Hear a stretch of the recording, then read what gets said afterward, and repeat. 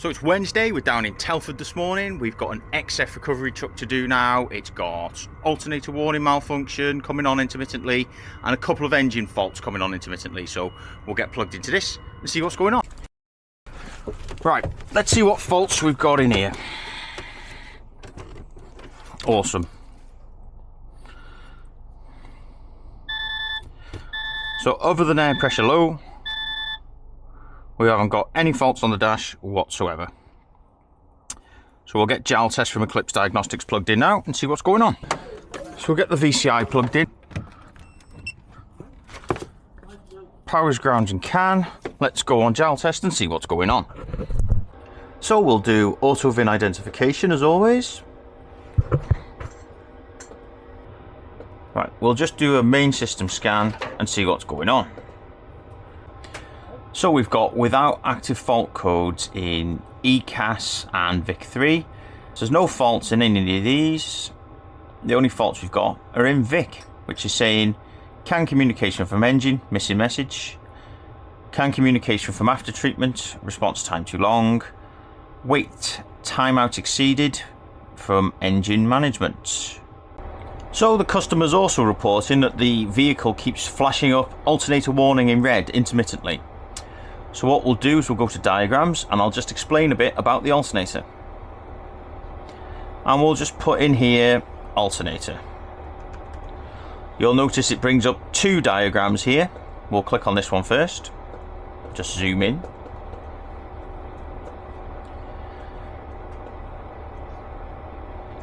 So this is our fuse board on the side of the engine.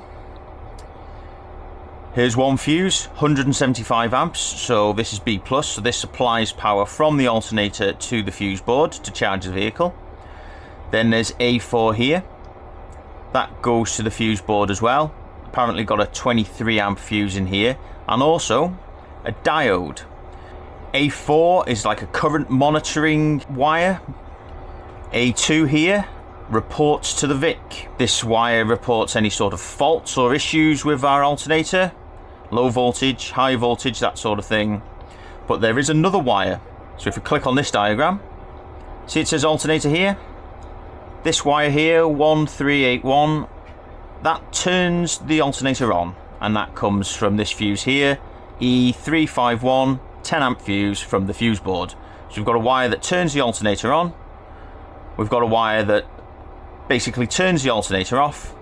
We've got another wire here that supplies voltage to the truck and another wire here that reports faults to the truck. So we'll get the cab over now and see what's going on there. But the chances are, if this truck keeps intermittently reporting errors, it's this diode. So we'll do a modification to the wiring just for now and see if that aids the driver in his warnings, and if so, we'll make a permanent fix, but we'll put a temporary repair in it at the moment to bypass this diode.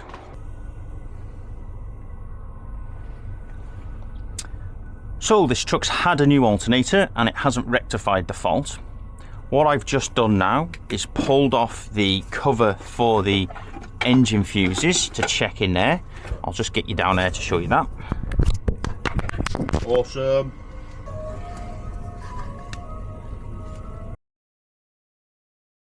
Our 23 amp fuse has been replaced with an 80 amp fuse. Why is that? Well, the 23 amp fuses were actually cracking in the fuse holder itself, and that was also causing an intermittent fault. But again, there is a diode in the wiring harness, and we're going to do away with that now temporarily. So we're going to wire A4, I think it was, which is our balancing wire, to the B positive on the alternator. So what we're going to do now is cut this wire here and wire it temporarily to B positive with this that I've just made up now. Hopefully this rectifies the faults for the driver. So we'll get this cut now and get it wired into this. So the batteries are off now. We're just going to undo this connector. So this is our 24 volts from the batteries, or B positive.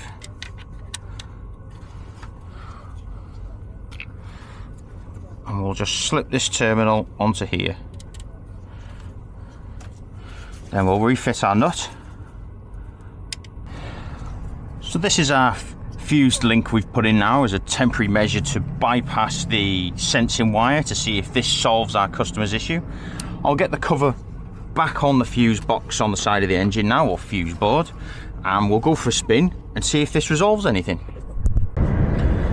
So we've just gone out on road test now to try and induce the customer's concern. I've got battery voltage, engine speed and vehicle speed up here.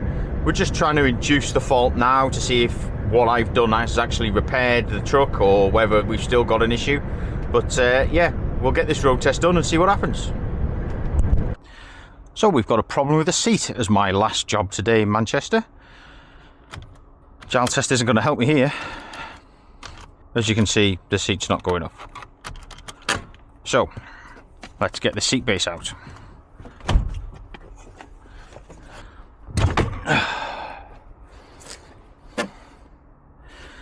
What a nightmare that was.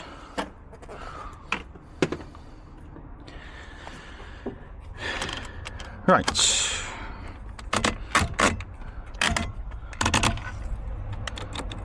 There's the airbag blown. Could do with getting this up really. Now we're in the seat, we can get these Torx bolts out. If I'd have brought the right size. We seem to be missing one from here already. Right, what's going on with you?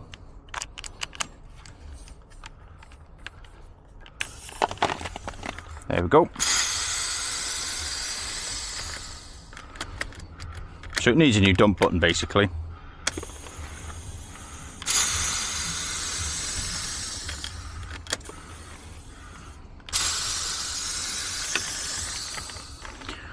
I should have brought a smaller screwdriver. See if we can get this out for him.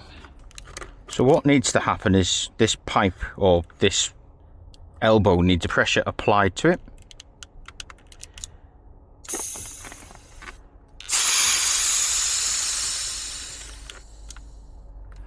But then it needs pressure again to make the seat work. So for a quick proof of function, I've just added a cable tie here. So hopefully it's got enough elasticity in it to return this when I press it.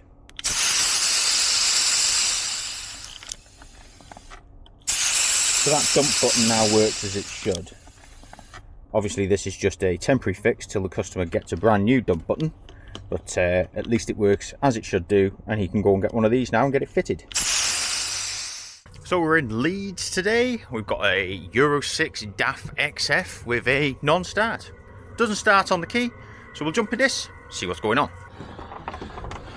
Let's see what's going on today. Oof, stinks in here. We've got an N on the dash. We've got an air pressure too low. And we've got everything going on here.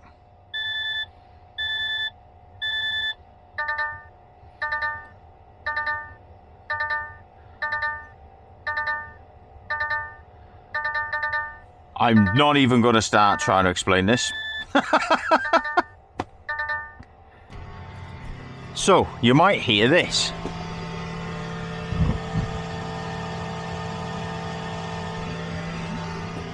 That's the crankcase ventilation unit going bananas.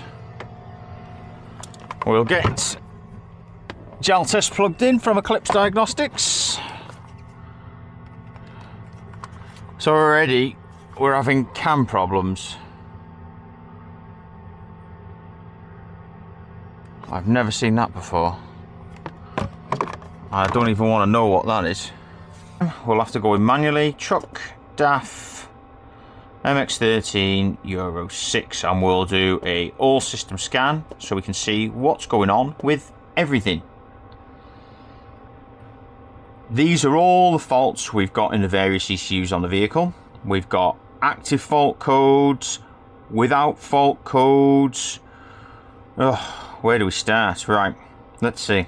So it's talking to AS-Tronic, that's always good. So it's talking to the gearbox, it's talking to EBS3, ECAS, Vic. What's Vic saying? CAN communication from engine ECU, missing message. Waiting time out from engine management control unit. After treatment system, response time too long. Okay, let's keep going. CAN communication from engine issue. Missing message. Electronic engine controller. Electronic engine controller. Is that actually talking to PCI? Let's try and connect to the engine ECU. Let's have a look in the engine ECU. So there's no engine number, chassis number, VIN code, hardware, anything in there. That's a bit odd. So there's something going on with the CAN to the engine ECU. So we can talk to the gearbox. It's apparently talking to PCI, but it's not talking to the exhaust. Go to diagrams. We don't need model specific wiring diagrams because we just want the ECU view. So now we'll be going to check fuses such as this fuse here, 488, E350, E701. We'll be checking this relay here that G126 is getting power. We'll be checking the grounds here, and also we'll be checking our CAN down here. Also, there's another fuse there. So these are what we need to concentrate on now to identify whether it's our engine issue that's at fault. So I've got the fuse box cover off now. We'll go to E488 to start. There, A29. So we'll use the old Truck Tech UK test lights. These are available on the website if you want them. I'll leave a link in the description. A29.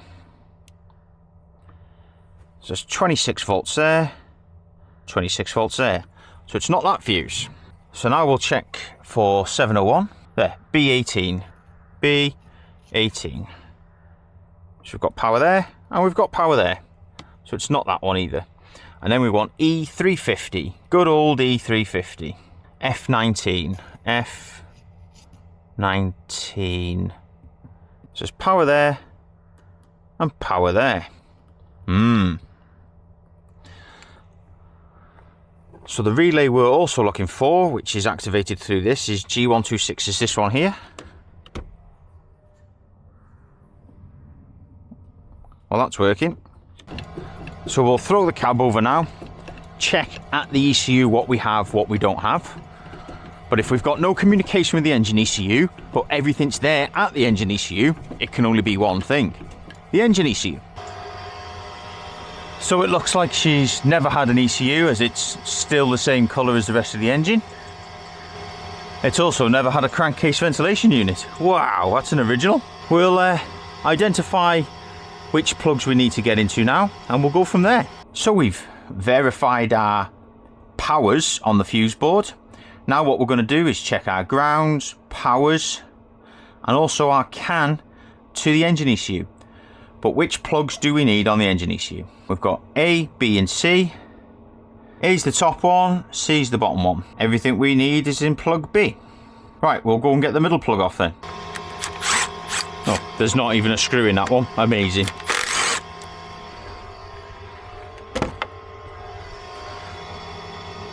So this should shut up now,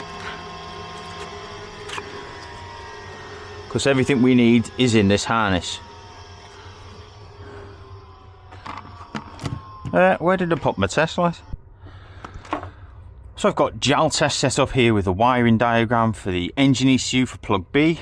I've got plug B here. I can then reference all the connector numbers down the side of the plug: 4, 8, 16, 20, 24, 28, etc. We can then use our Truck Tech UK diagnostic test leads. We'll get these plugged into the various pins on the ECU, and then we can cross-reference the voltages and grounds with a multimeter, and also our test light if we need it. So let's get into this. So we've got 57, 58 and 59 are earths. So I've got 3 pins in powers, 3 pins in ground. I've just put my earth now into a yellow, which is the top row, and I've got powers on the bottom. So if I go to red now, I'll see 24 volts, right? Oh, there's no power at the ECU. But what you've got to remember about this is how the relay for G126 works. See pin 3?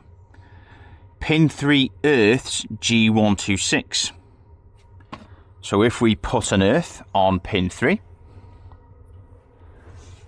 and we earth G126, because it earths at the engine ECU, it requires these earths here for the circuit to complete. There we go. Now we have power, and we can test our powers and grounds at the engine ECU plug. Red, blue and green, and then yellow.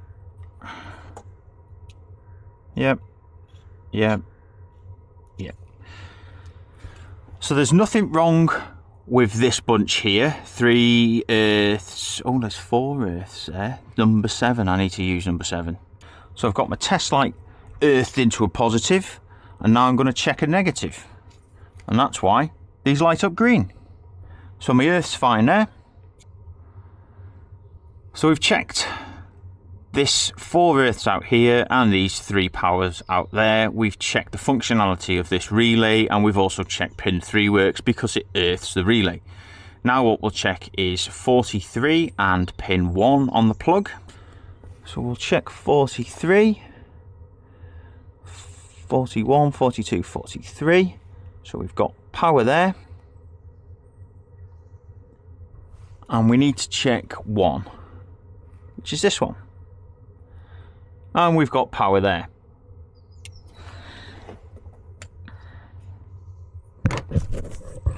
So everything in this section here has been checked. We've got powers and grounds. Now what we're going to do is check our CAN lines. So what I'm going to do now is check this for VCAN 1, VCAN 2 and ACAN. I'll just start by checking voltages, because this is a 5-volt bus, so this should add up to 5 volts. I've got yellow and green in CAN low and CAN high. We'll terminate this to earth on this sensor and we'll see what this says. So we've got 2.6 on the multimeter, and then if we go to our other CAN line, we've got 2.5, 2.3. So it should add up to 5 volts, which it does basically. But there's communication there because the voltage is changing. So that's VCAN 1. We'll go to VCAN 2 now, 29 and 37. So again, we'll check our voltages on the CAN lines. 2.4.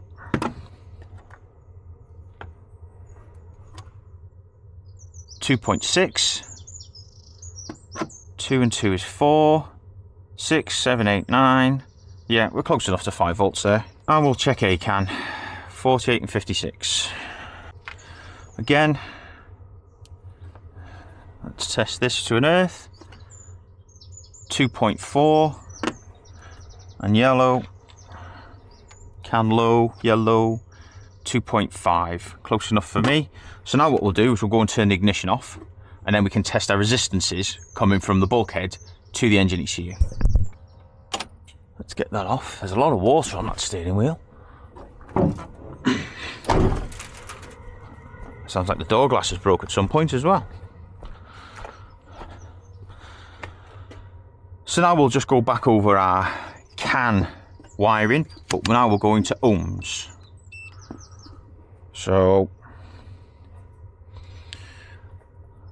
we're already in CAN low. Now we'll go into CAN high. And what you should see here is 120 ohms. Ish. But I'm sure it's around about 120. I'd have to check the data. So we've got 109 ohms there. Let's go to VCAN 2. 29 and 37.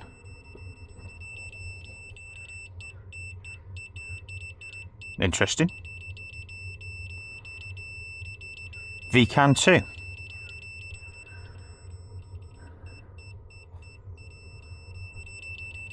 We might be onto something here. So there's something funny going on VCAN 2. So we'll trace these wires up now, and we'll go and have a look at the bulkhead, I think. So that's our next stop. Shut the door.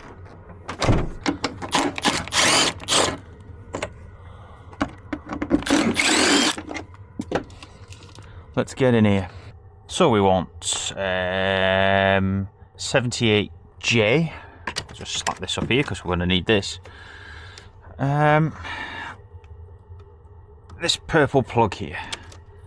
There we go. Right. What have we got coming out of the bulkhead?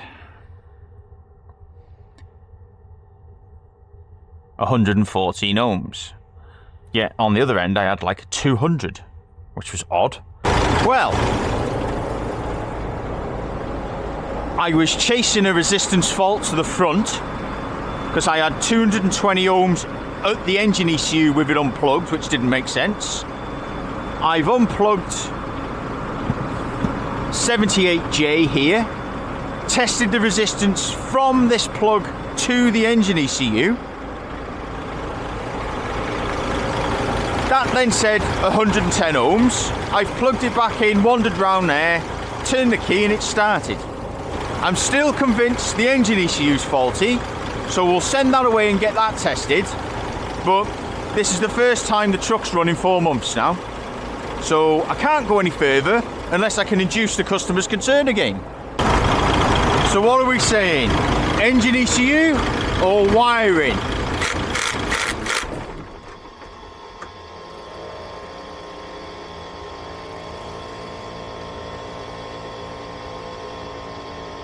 I'm saying engine ECU.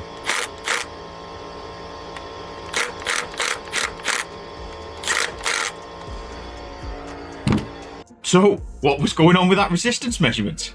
Maybe the other ends of the test leads were touching each other, leading to continuity? Who knows? I still went with it's the ECU, and since then the ECU's been away to be repaired. It was found to contain an open circuit on the IC. This was then deballed and repaired and fitted back to the truck.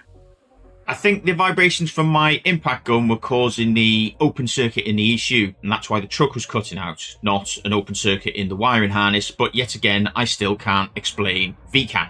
Anyway, I hope you've enjoyed this week's video. Please give this video a thumbs up if you thought it was a good video, as it really helps the channel. Subscribe if you want to see more broken daffs from me, and I'll catch you in the next one.